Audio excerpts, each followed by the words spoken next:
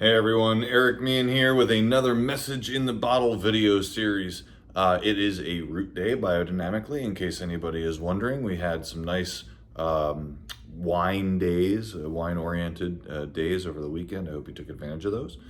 But today I wanted to give thoughts to the folks in the southern part of our country that are once again bracing for a hurricane that is once again a record-setting sort of thing, and talk a little bit about the fact that you can extrapolate what's happening down there to things that happen in the wine world all the time right now. Bearing in mind that all of our states in some form or another produce wine, and certainly other forms of agriculture. So anybody in the path of any of this hurricane, or again, as I'll sort of talk about in a second, other climactic conditions that are increasingly extreme, are dealing with just things that even 20 years ago farmers were not thinking they needed to deal with. So obviously you're dealing with hurricanes, tornadoes down south. Not only is that just naturally a horrible occurrence of massive winds and things like that, and obviously you've all seen pictures of the effects of all the rain, unbelievable. But consider just for a second, taking a step back, that is an unbelievable amount of moisture, which is going to affect all the crops that you're trying to grow in that part of the world.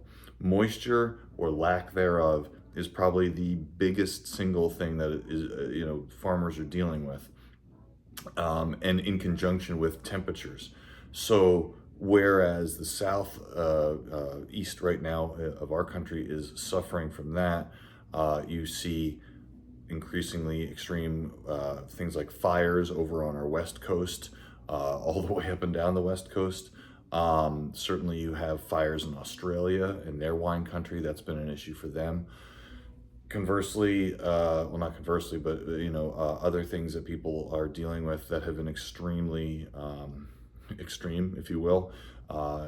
Certainly the opposite of too much water, droughts, and extreme heat in places like around the Mediterranean basin are making it increasingly difficult to bring in the sort of yields that people are hoping to bring. And subsequently, also extreme precipitation events, things like hail.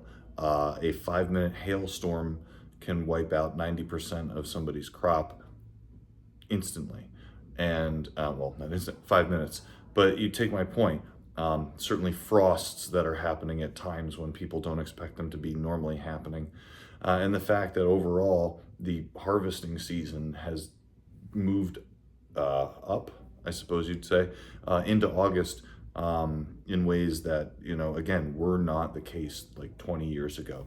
So when people are trying to buy wine, be aware that the cost of wine is not just because of inflation, which is also real, but the fact that people, wherever you're buying wine from right now, is probably undergoing more severe climactic conditions than they've ever faced, ever.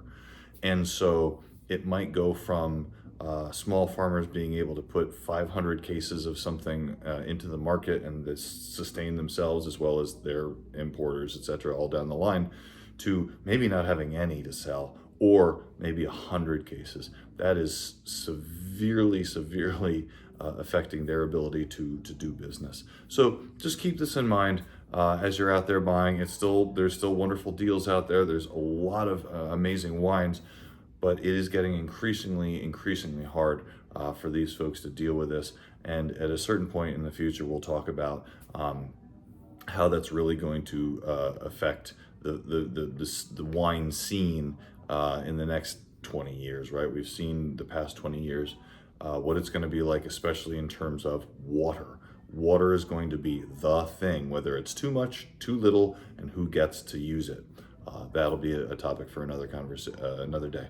But in the meantime, I hope everybody's well. I hope nothing but the best for everybody in the southeast part of our country right now. I know thoughts and prayers is a very old saying, but you have mine. In the meantime, everybody stay well, and I'll talk to you on the next Message in the Bottle.